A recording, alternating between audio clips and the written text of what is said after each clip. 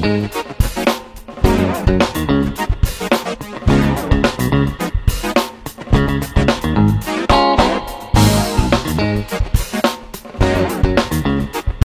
Viewers, আজ তোমাদের সামনে নিয়ে চলে এসেছি একটা হেয়ার স্পা ভিডিও লরিয়ালের। তো চলো তোমাদের সঙ্গে পুরো ভিডিওটা শেয়ার করি, স্টেপ বাই স্টেপ কিভাবে হেয়ার স্পা হয়। তো চলো আমার ভিডিওটা দেখতে থাকো। প্রথমেই হেয়ার স্পায়ে চুলে শ্যাম্পু করে নিতে হবে ভালোভাবে। চুলের স্ক্যাল্প থেকে পুরো চুলটা ভালোভাবে শ্যাম্পু করে ধুয়ে নিতে হবে। মাসে একবার হলেও হেয়ার স্পা করানো উচিত। আর আমরা যেহেতু ধুলো বালি রোদ সারাক্ষণ চুলের একটা অযত্ন হচ্ছে, সেই হিসাবে মাসে একবার হেয়ার স্পা করালে চুলের একটা ন্যাচারাল সাইন আসে। তো চুলটা আমার ধোয়া হয়ে গেছে। এরপর হালকা করে চুলটা মুছে লরিয়ালের যে স্পা ক্রিমটা আছে সেটা আস্তে আস্তে অ্যাপ্লাই করা হবে পুরো চুলটায়।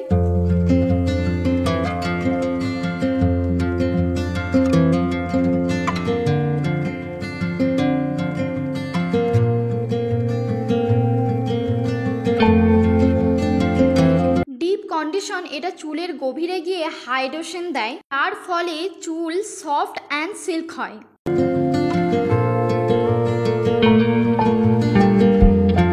নিজের চুলের প্রতি যত্ন নেওয়া মানে সৌন্দর্য নয়, এটা এক ধরনের ভালোবাসা। আর চুল যখন সারাদিন ধুলো রোদ আর স্ট্রেসে ক্লান্ত হয়ে পড়ে তখন হেয়ার স্পা আমাদেরকে একটা রিল্যাক্স ফিল দেয়।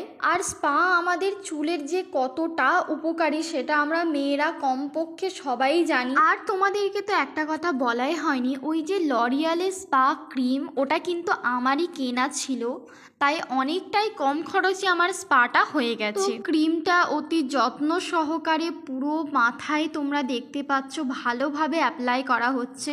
আর আমরা সবাই জানি যে হেয়ার স্পায়ে চুলের লেন্থ অনুযায়ী টাকা নেওয়া হয়। আর আমি যেই সময়টা হেয়ার স্পা করছি সেটা প্রায় সন্ধে নাগাদ, কারণ আমার যেহেতু ডিউটি থাকে, তো ডিউটি থেকে ছুটি হয়ে যাওয়ার পরেই আমি গিয়েছিলাম।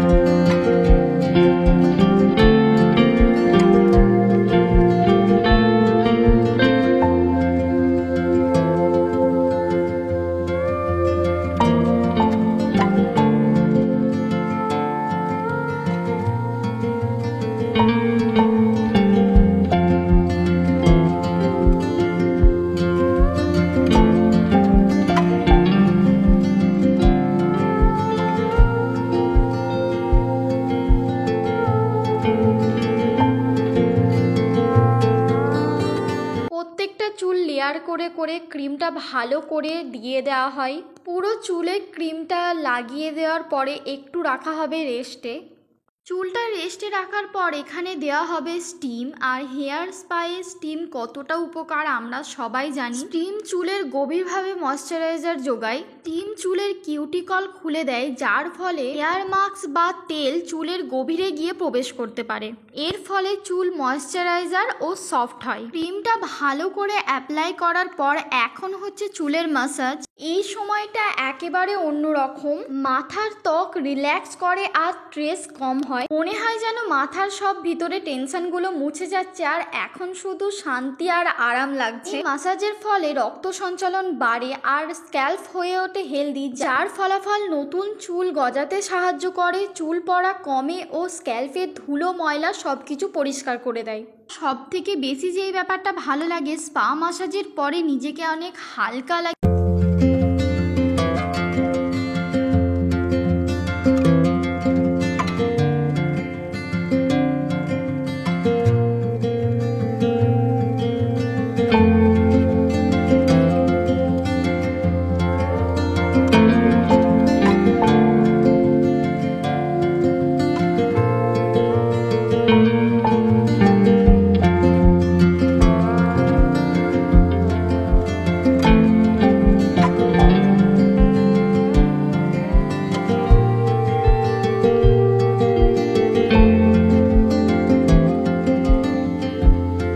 প্রত্যেকটা চুলে লেয়ার করে করে ভালোভাবে ক্রিমটা অ্যাপ্লাই করা হয়, আর ওই যে স্টিমের গরম ভাবটা সেটা ঠান্ডা করার জন্য একটা রিল্যাক্স ফিল দিচ্ছে।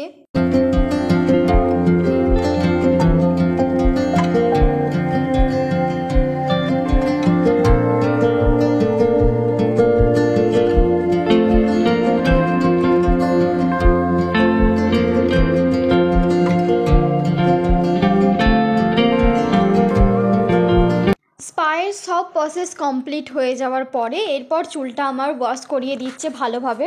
চুলটা ভালোভাবে ধুয়ে দিচ্ছে, এটা কিন্তু শ্যাম্পু দিয়ে এরপর ধুলে হবে না, নর্মাল যেমন জল দিয়ে ধুলে হয় সেরকমভাবেই ধুয়ে দিচ্ছে।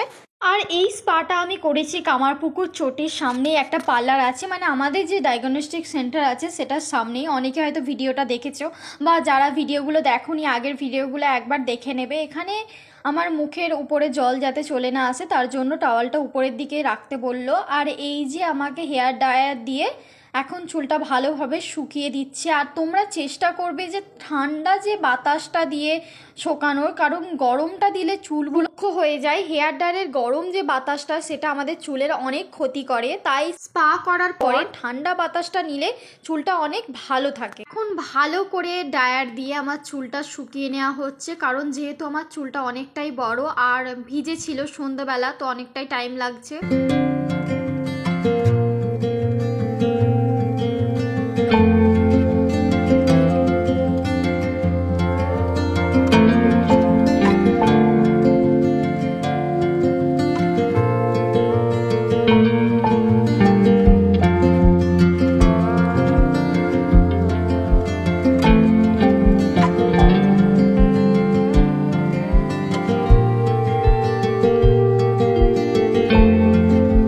চুলটা 50% শুকিয়ে যাওয়ার পরে আমাকে সিরামটা লাগিয়ে দিল। আর তোমাদের এই হেয়ার স্পাটা কেমন লাগলো প্লিজ কমেন্ট করে জানিয়ে দিও। আর আমার চ্যানেলটা ভালো লাগলে অবশ্যই সাবস্ক্রাইব করে আমার পাশে থাকবে। যারা যারা নতুন এই ভিডিওটা দেখছো অবশ্যই সাবস্ক্রাইব করে নাও। ফিরে আসবো নতুন এক ব্লগ নিয়ে। সবাই অনেক ভালো থাকো, সুস্থ থাকো, টাটা বাই বাই।